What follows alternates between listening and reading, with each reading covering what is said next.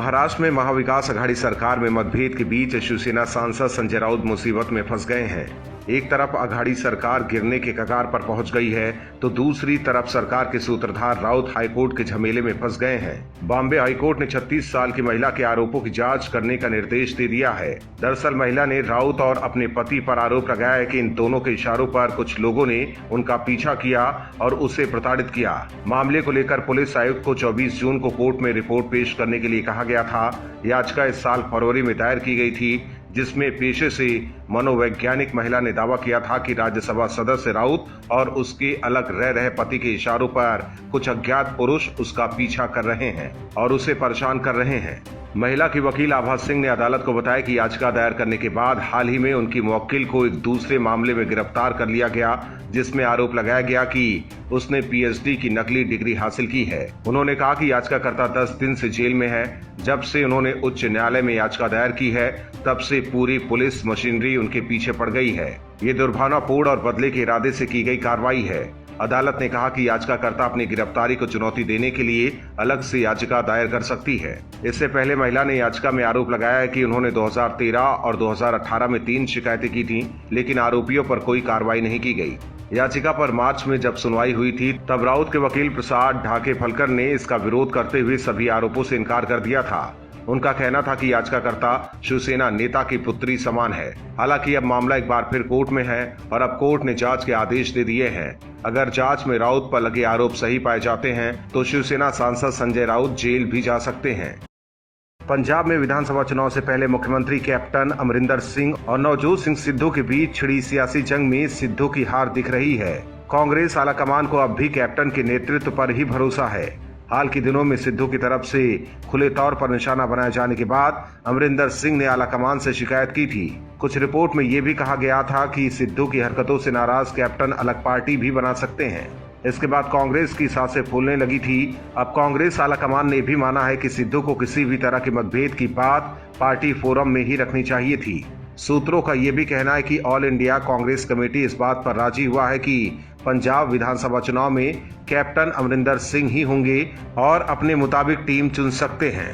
वहीं सिद्धू को लेकर कांग्रेस सूत्रों का कहना है कि इन्होंने अपने पैर पर कुल्हाड़ी मार ली है। कैप्टन से दुश्मनी मोल लेकर सिद्धू को पंजाब में कुछ हासिल नहीं हो सकता है। अब उन्हें डिप्टी सीएम या फिर प्रदेश अध्यक्ष की जिम्मेदारी मिलना मुश्किल है। इससे पहले हाईकमान की ओर से सिद्धू को डिप्टी सीएम बनाए जाने का प्रस्ताव दिया था। इस पर भी कांग्रेस सूत्रों का कहना था कि सिद्धू ने डिप्टी सीएम बनने से इनकार कर दिया है और प्रदेश अध्यक्ष का ही पद चाहते हैं। वहीं अब नवजोत सिंह सिद्धू अमरिंदर कैबिनेट में मंत्री के पद पर ही संतोष कर सकते हैं। इसके अलावा चुनाव प्रचार में उन्हें कोई जिम्मेदारी दी जा सकती है। दरअसल पिछले दिनों नवजोत सिंह सिद्धू ने कैप्टन अमरिंदर सिंह पर निजी हमला बोलते हुए कहा था कि वो 2 परिवारों के सिस्टम के खिलाफ हैं। सिद्धू ने सीधे तौर पर प्रकाश सिंह बादल के परिवार और कैप्टन अमरिंदर सिंह की ओर इशारा किया था। इसके अलावा वो कई बार अमरिंदर सिंह पर गंभीर आरोप भी लगा चुके हैं। लेकिन अब आलाकमान ने साफ कर दिया है कि कैप्टन के आगे सिद्धू की नहीं चलने वाली है। ऐसे में देखना होगा कि क्या कैप्टन के नेतृत्व में सिद्धू चुनाव लड़ते हैं या कांग्रेस को अलविदा कहेंगे। पश्चिम बंगाल की मुख्यमंत्री ममता बनर्जी अपने प्रतिद्वंदी और नंदीग्राम से उनको हराने वाले शुभेंदु अधिकारी को देखना नहीं चाहती हैं। शुभेंदु अधिकारी से ममता बनर्जी जली हुई हैं। ममता बनर्जी अपनी करारी हार को भूल नहीं पा रही हैं। पिछले दिनों पीएम के साथ बैठक में भी अधिकारी के शामिल होने पर ममता ने ऐतराज जताया था और अब शुभेंदु अधिकारी से हार का बदला लेने के लिए ममता बनर्जी उनकी सुरक्षा के साथ खिलवाड़ कर रही हैं। ममता बनर्जी ने बीजेपी नेता शुभेंदु अधिकारी से सुरक्षा वापस ले ली है, जिस पर हाईकोर्ट ने ऐतराज जताया है। अधिकारी की सुरक्षा वापस लिए जाने को लेकर कलकत्ता हाईकोर्ट ने ममता बनर्जी सरकार से सवाल किया है।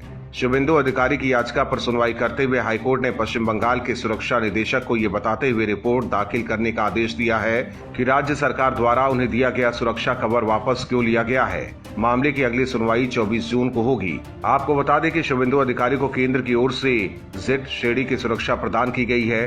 दूसरी ओर से राज्य सरकार की ओर से भी उन्हें सुरक्षा कवर मिल रही थी। शुभेंदु अधिकारी फिलहाल बंगाल में नेता विपक्ष हैं। शुभेंदु ने बंगाल विधानसभा चुनाव में नंदीग्राम की सीट पर ममता बनर्जी को मात देते हुए जीत हासिल की है और इसके बाद से ममता बनर्जी और अधिकारी के रिश्तों में तलखी देखने को मिली है।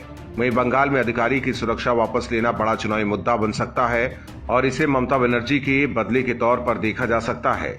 इधर कलकत्ता उच्च न्यायालय ने विपक्ष के नेता शुभेंदु अधिकारी की नंदीग्राम विधानसभा सीट से निर्वाचन को चुनौती देने वाली पश्चिम बंगाल की मुख्यमंत्री ममता बनर्जी की याचिका पर सुनवाई 24 जून तक के लिए स्थगित कर दी है। अब दोनों मामलों की सुनवाई 24 जून को ही होगी। देश भर में मोदी और बीजेपी से मुकाबले के लिए तीसरे मोर्चे की तैयारी चल रही है। 2024 लोकसभा चुनाव को ध्यान में रखकर विपक्ष में बैठी कुछ पार्टियां कांग्रेस से अलग रणनीति बनाने में जुटी हैं और इसमें एनसीपी प्रमुख शरद पवार का नाम सबसे ऊपर है। पवार के अलावा महाराष्ट्र में सत्ता पर काबिज शिवसेना भी तीसरे मोर्चे की वकालत कर रही है। वहीं बंगाल में टीएमसी भी चाहती है कि बीजेपी से लोहा लेने के लिए तीसरे मोर्चे का गठन हो। कयासों को बल तब मिला जब पिछले कुछ दिनों में चुनावी रणनीतिकार प्रशांत किशोर ने एनसीपी प्रमुख शरद पवार से 2 बार मुलाकात की, लेकिन प्रशांत किशोर के एक बयान से तीसरे मोर्चे का सपना देख रही राजनीतिक पार्टियों को धक्का लगा है। प्रशांत किशोर ने कहा कि उन्हें नहीं लगता कि तीसरा या चौथा मोर्चा भारतीय जनता पार्टी को टक्कर दे सकता है। इसके साथ ही उन्होंने 2024 के लोकसभा चुनाव के लिए विपक्षी मोर्चे में अपनी भूमिका से भी इनकार किया है। चुनावी रणनीतिकार प्रशांत किशोर ने कहा कि मौजूदा राजनीतिक हालातों में तीसरे मोर्चे की कोई भूमिका नहीं है। प्रशांत किशोर का ये बयान ऐसे समय आया है जब शरद पवार से उनकी मुलाकात को तीसरे मोर्चे की एकजुटता के तौर पर देखा जा रहा था। उधर पीके से अलग एनसीपी प्रमुख शरद पवार की मौजूदगी में राष्ट्र मंच के बैनर तले 15 दलों के नेताओं ने बैठक की है। फिलहाल ये मंच राजनीतिक मोर्चा नहीं है, लेकिन भविष्य में इसके तीसरा मोर्चा बनने की संभावना से इनकार नहीं किया जा सकता। माना जा रहा था कि ये बैठक शरद पवार और पीके की मुलाकात का ही नतीजा है, लेकिन इन सब के बीच पीके ने विपक्ष को लेकर ऐसा बयान दे दिया है जिससे उनके मंसूबों पर पानी फिर गया है। हालांकि प्रशांत किशोर ने वही बात कही है जो देश का मूड है। हाल के दिनों में हुए कई सर्वे में ये बात निकलकर सामने आई है कि कोरोना काल के बाद भी लोगों को मोदी पर ही भरोसा है। विपक्ष चाहे कितने भी मोर्चे बना ले, लेकिन मोदी का मुकाबला करना मुश्किल होगा। यही बात पीके ने उन राजनीतिक दलों को समझाने की कोशिश की है जो तीसरे मोर्चे की वकालत कर रहे हैं। इनमें टीएमसी, एनसीपी सहित कई दल शामिल हैं। हालांकि इनकी मजबूरी ये है कि जाए भी तो जाए कहां। मोदी के सामने कांग्रेस का नेतृत्व टिक नहीं पा रहा है। नतीजा ये हो रहा है कि कांग्रेस के तेज तर्रार युवा नेता बीजेपी का दामन थाम रहे हैं। ऐसे में ये क्षेत्रीय राजनीतिक पार्टियां कांग्रेस से हाथ मिलाकर खतरा मोल लेना नहीं चाहते हैं। कोरोना और उसके बाद टीकाकरण पर बीजेपी और कांग्रेस एक बार फिर आमने सामने है। कांग्रेस मोदी सरकार को टीकाकरण पर लगातार घेरने की कोशिश में जुटी है, लेकिन मोदी सरकार की टीकाकरण नीति हिट हो गई है। बीते दिनों रिकॉर्ड तोड़ वैक्सीनेशन पर जहां हर तरफ मोदी की तारीफ हो रही है, वहीं कांग्रेस अब कोरोना के टीकाकरण में पोलियो के टीके को लाकर राजनीति कर रही है।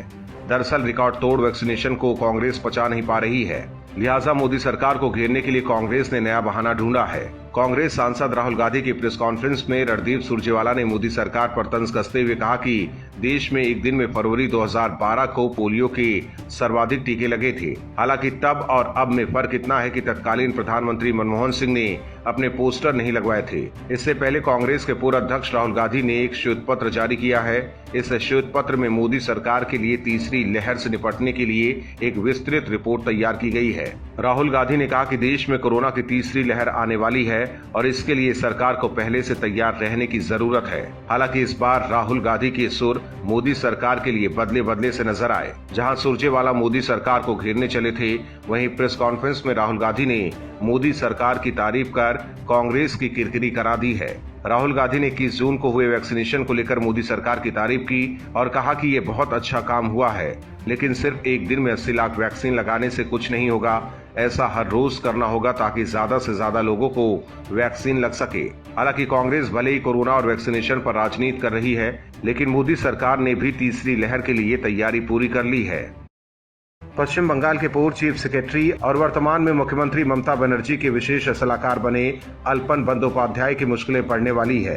केंद्र सरकार से पंगा लेने के बाद अब बंदोपाध्याय को ममता बनर्जी भी नहीं बचा सकती हैं, क्योंकि उनके खिलाफ केंद्र सरकार ने कार्रवाई शुरू कर दी है। उनसे कहा गया है कि वो 1 महीने में जवाब दे कि आखिर 28 मई को पीएम मोदी की समीक्षा बैठक में वो क्यों नहीं पहुंचे। माना जा रहा है कि अगर वो दोषी पाए जाते हैं तो उनके रिटायरमेंट के बाद मिलने वाली सुविधाओं पर असर पड़ सकता है। इससे पहले ममता बनर्जी की वजह से फंसे बंदोपाध्याय को जवाब देने के लिए दिल्ली बुलाया गया था।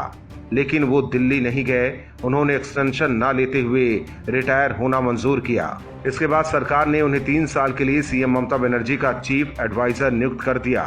दरअसल बंदोपाध्याय का दिल्ली नहीं जाना ये भी ममता बनर्जी की चाल थी।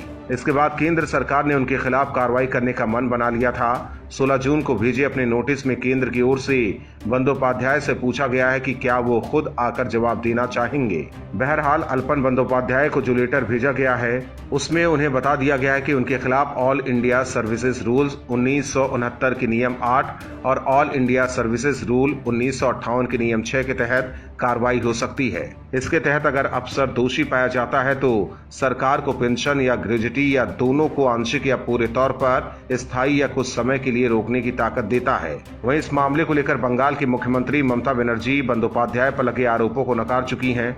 ममता बनर्जी बार बार कह चुकी हैं कि बंदोपाध्याय के खिलाफ जो भी कदम उठाए जा रहे हैं कहीं वो राजनीतिक बदले का हिस्सा तो नहीं है। बहरहाल ममता बनर्जी केंद्र पर जो भी आरोप लगाए, लेकिन फिलहाल केंद्र सरकार अल्पन बंदोपाध्याय के खिलाफ सख्त कार्रवाई के मूड में है। कांग्रेस के पूर्व अध्यक्ष राहुल गांधी अपने विवादित बयानों को लेकर हमेशा चर्चा में रहते हैं। राहुल अक्सर पीएम मोदी पर हमलावर रहते हैं और अपने बयानों से मोदी पर वार करते रहते हैं, लेकिन इस बार अपने एक बयान को लेकर राहुल गांधी बुरे फंस गए हैं। दरअसल बात लोकसभा चुनाव 2019 के दौरान की है, जब राहुल गांधी ने कर्नाटक के कोलार में एक चुनावी रैली में पंजाब नेशनल बैंक घोटाले के आरोपी और भगोड़े कारोबारी नीरव मोदी, आईपीएल के पूर्व चेयरमैन ललित मोदी के साथ पीएम नरेंद्र मोदी की तुलना करते हुए कहा था कि सभी मोदी चोर हैं। ये बयान देकर राहुल ने मोदी समुदाय की भावना को आहत किया और मानहानि की थी। इसी के बाद बीजेपी विधायक पूर्णेश मोदी ने राहुल के खिलाफ आपराधिक मानहानि का मामला दायर किया था। इस मामले में 24 जून को राहुल गांधी गुजरात के सूरत शहर की एक अदालत में पेश होंगे। ये मामला भारतीय दंड संहिता की धारा 499 और 500 के तहत दर्ज की गई थी। राहुल पिछली बार 10 अक्टूबर 2019 को इस मामले में अदालत में पेश हुए थे। गौरतलब है कि चुनावी रैलियों में राहुल गांधी बिना होमवर्क किए ही मोदी और बीजेपी पर बयानबाजी कर देते हैं, लेकिन बाद में उन्हें कोर्ट के चक्कर लगाने पड़ते हैं। आपको बता दें कि गुजरात में राहुल गांधी के खिलाफ मानहानि के कुल 3 मामले दर्ज हैं। इनमें से 2 अहमदाबाद में हैं और उन मामलों में उन्हें व्यक्तिगत पेशे से छूट और जमानत मिली हुई है। इनमें भी राहुल 11 अक्टूबर 2019 को अदालत में पेश हुए थे और अब सभी मोदी चोर हैं वाले बयान को लेकर सूरत शहर की एक अदालत में गुरुवार को राहुल की पेशी है। देखने वाली बात होगी कि राहुल गांधी को लेकर कोर्ट क्या फैसला सुनाता है। Bureau report, OMH news. और भी वीडियोस देखने के लिए चैनल को सब्सक्राइब करें और बेल आइकन को दबाएं।